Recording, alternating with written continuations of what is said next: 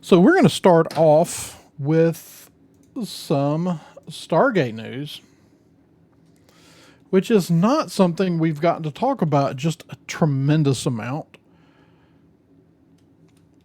on the show, just because, since we started the show, there hasn't been an active Stargate show. And they haven't made any movies. Stargate has been off the air for quite some time now. I guess Universe went off the air 2010, maybe? Somewhere right in there. I know it premiered in 2009. So, what did I say? It went off the air probably about 2010. So maybe 2011, depending on how long there was between those seasons. Although we weren't waiting 3 to 4 years between seasons back then. But new Stargate show announced back in the late fall of 2025.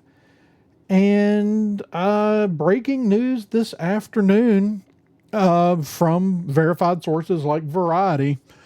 The new Stargate show that has been in development and was slated to actually go into production or actually go to set for filming this fall is no more.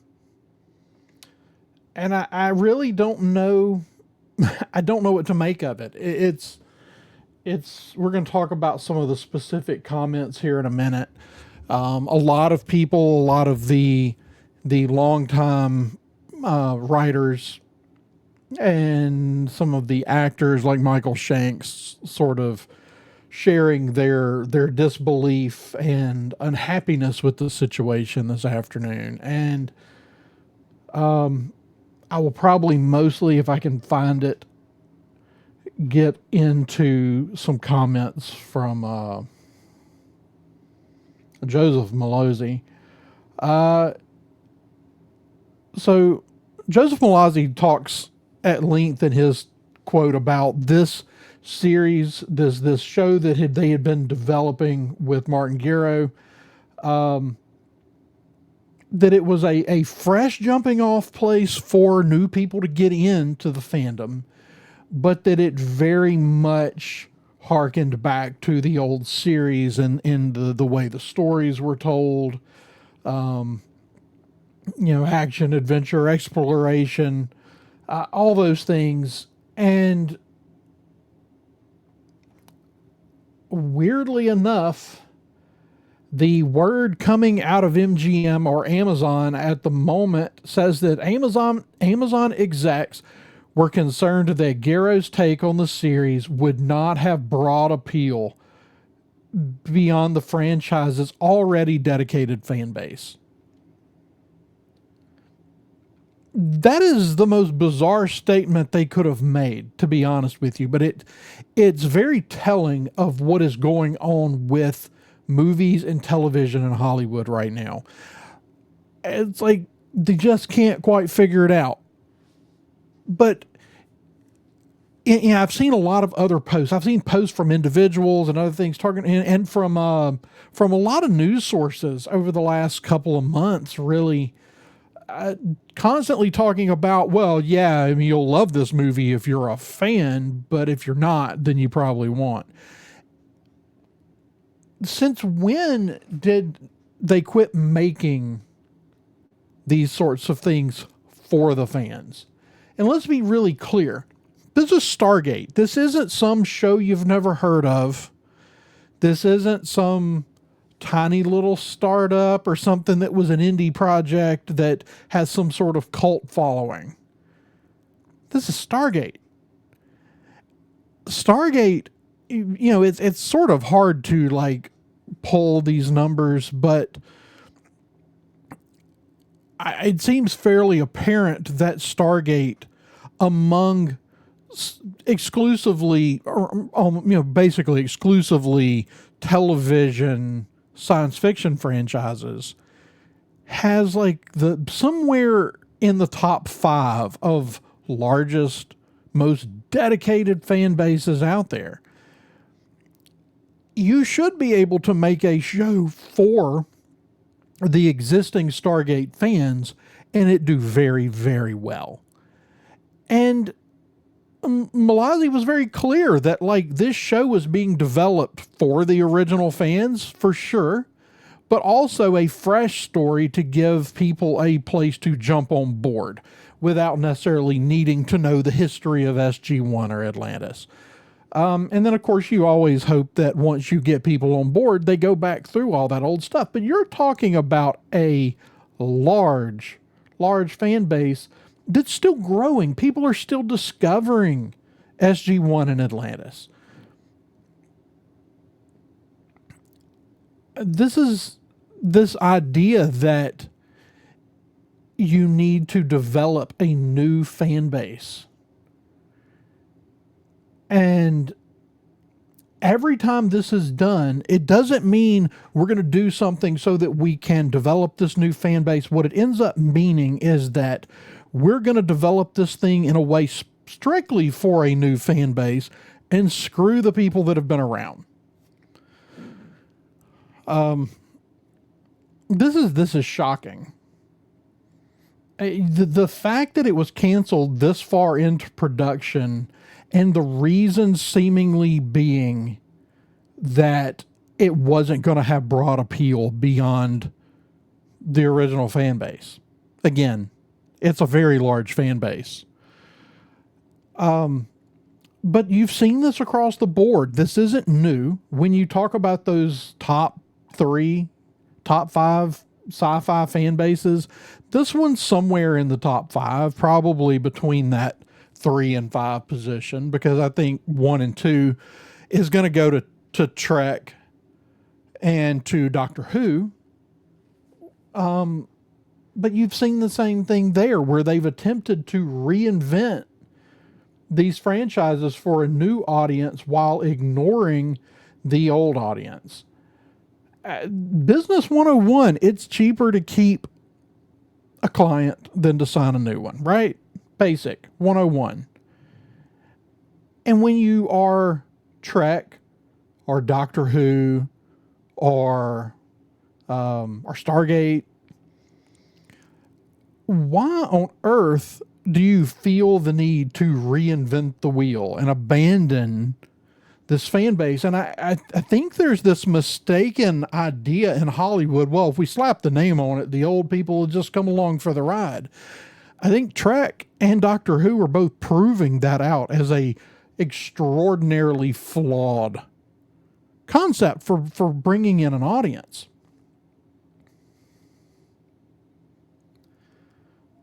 I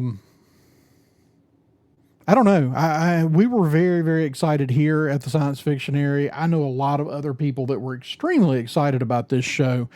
And this was the show.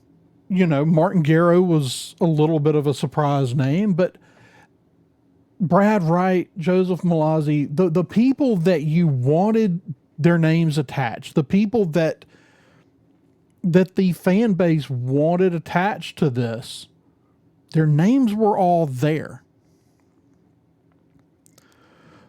So, you know, of course, this idea that sources say Amazon execs were concerned about Garrow's take on the series not having broad appeal, like maybe that's true, maybe it isn't. Like there's always a possibility that that's just not actually the reason. But, yeah, this one sucks. I'm not real sure what else there is to say about it at this point. I'm sure we will hear more as time moves on, but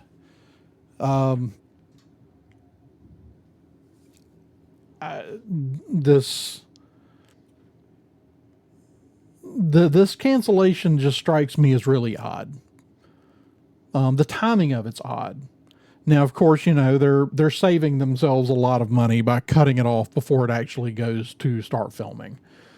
So, what are you going to do, Amazon? What do you now own one of the absolute biggest science fiction television franchises on the planet. And you have now now you're not just getting something that's made to appeal to the original fans. Now you're getting something, now you've alienated that fan base. We had no idea whether to trust you or not when you purchased this. And I think now you're going to have a really, really hard time getting the fan base to ever trust you again. Yeah, so that's what I'm actually talking about here, Nick. Is, so Backyard Tarded says the fact that Amazon said their problem is that it was tied to SG1's legacy and they didn't feel like there was enough fan support. It's a bald-faced lie, is what it is, and that's what I've been actually talking about. I got you. I didn't realize MGM had a change in their leadership, but the bottom line is it won't have enough support is a major cop out, because as I mentioned when I started, as far as overall fan bases, size wise, as far as just strictly science fiction television, Stargate is somewhere in the top 5.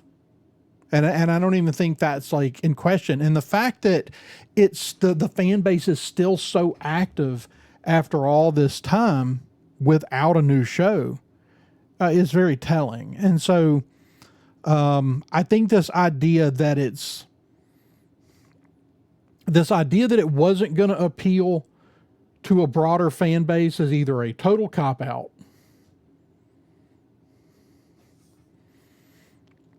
that's either a total cop-out on MGM's part, or it wasn't enough of reinventing this for a modern audience. And of course, that's when I hear, oh, it's not going to have a broad enough appeal.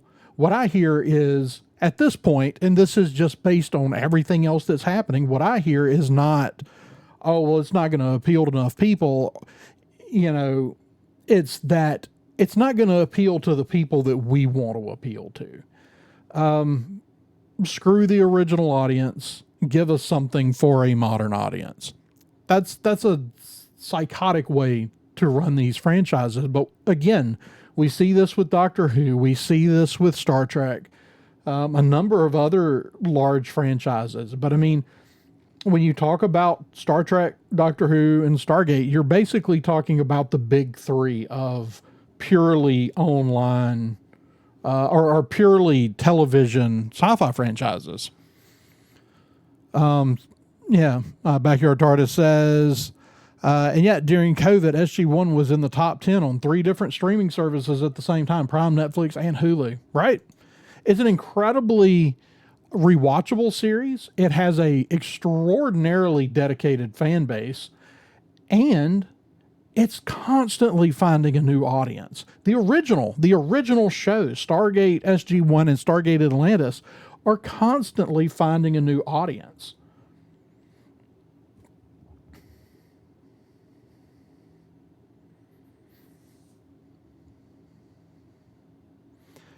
Yeah, Nick, Backyard Tarded said, I can't believe that they can't look at their contemporary Star Trek. Picard Season 3 was for fans from the 90s and it did good. Academy was for the modern audience and it did 40,000 views an episode. Yeah, it's... I'm sure we're going to talk about this a lot more. I'm just really dumbfounded about the whole thing. Maybe there's more to it, but they've been doing a lot of build-up for the last what now, Nick? 6, 7, almost 8 months, maybe. This has been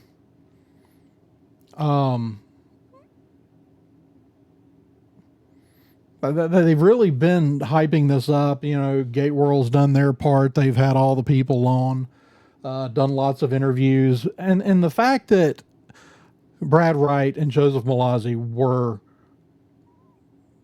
so positive about this new this new story was everything that fans wanted, because we were always afraid that they were going to give us something and exclude those guys.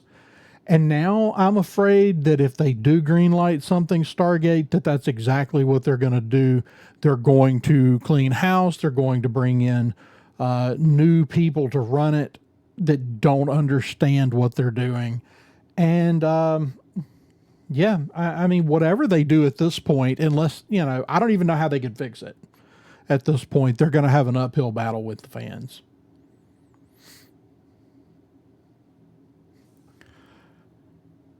Yeah. Backyard Tardis says Doctor Who is so bad they had to cancel the upcoming Christmas special because they can't find an actor willing to play the Doctor. Yeah, it's crazy, isn't it? Right? Like the second biggest, first or second biggest sci-fi television franchise, and they can't even get anybody to play the lead anymore. So yeah, I don't know.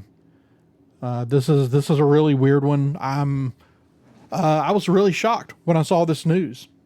I've been very much looking forward to covering a new show here on the channel, since this would have been the first show since we started this channel almost a decade ago. Speaking of, how is that even a thing? How is that even possible? But I guess it really is. We are closing in on a decade here.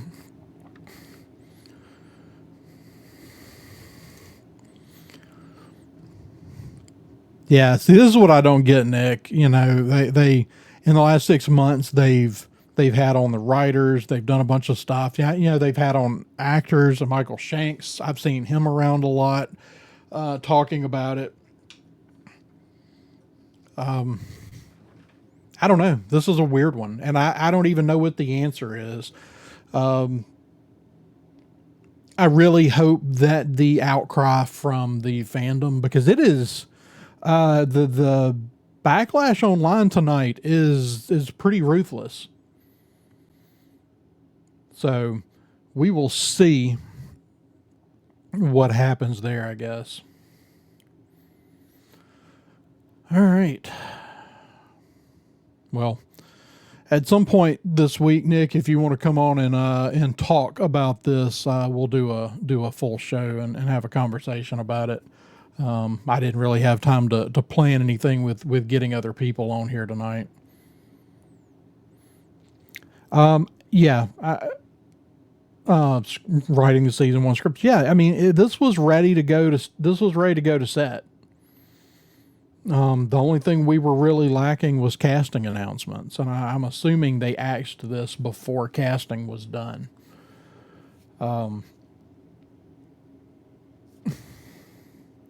This is a strange one. I mean, I don't see any way that a new Stargate series would not have been a win for Amazon. And I'm also disappointed because Amazon has been doing a pretty good job with a lot of stuff. I mean, I don't watch everything they make, so I'm sure they've made some stuff that was less than stellar, but a lot of the stuff I have watched has been very good. So, yeah, very disappointing. So if you're a fan, if you're watching this, voice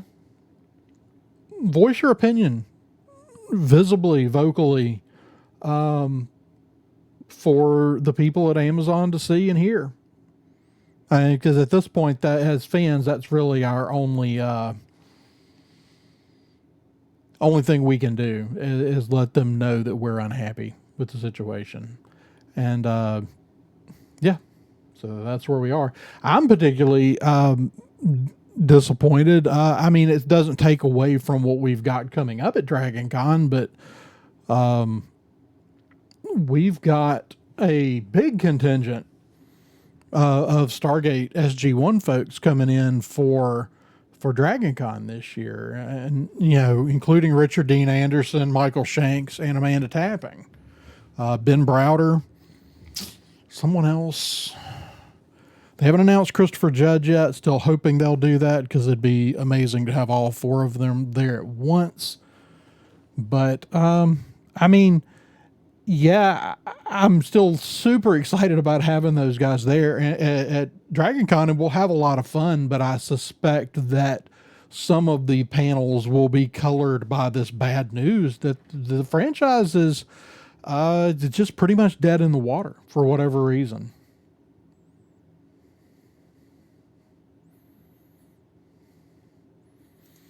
Yeah, so Backyard Target says, before, if they had done a reboot, I would have given it a chance, but now, nope. If what they eventually release is a reboot over this, then I'm out. And yeah, that's what I'm afraid of. If they turn, but that's the thing, you're not alone in that. And if they turn around in 6 months or a year and announce a Stargate reboot, there will be absolute riots. It will be nuts. But I'm afraid that, because that's what we were always afraid of, was a reboot. And that was kind of the rumors that we had floating around out there for a little while, was that it was going to be a reboot. So, you're not alone though in this. Yeah.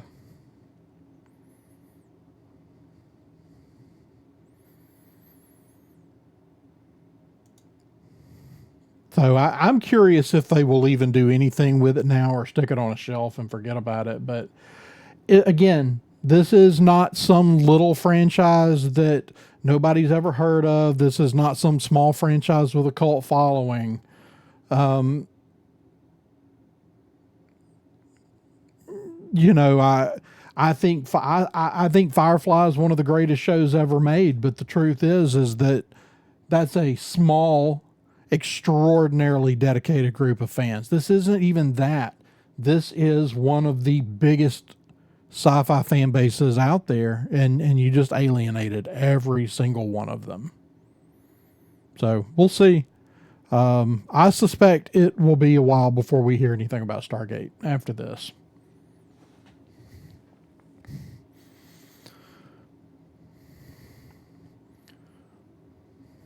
I would actually, the person that I would like to hear something from at this point is Dean Devlin, who has not, as far as I'm aware, made any kind of statement about this, and has been kind of quiet about it since it was announced. But he was definitely part of the announcement, and I, I don't know. I know that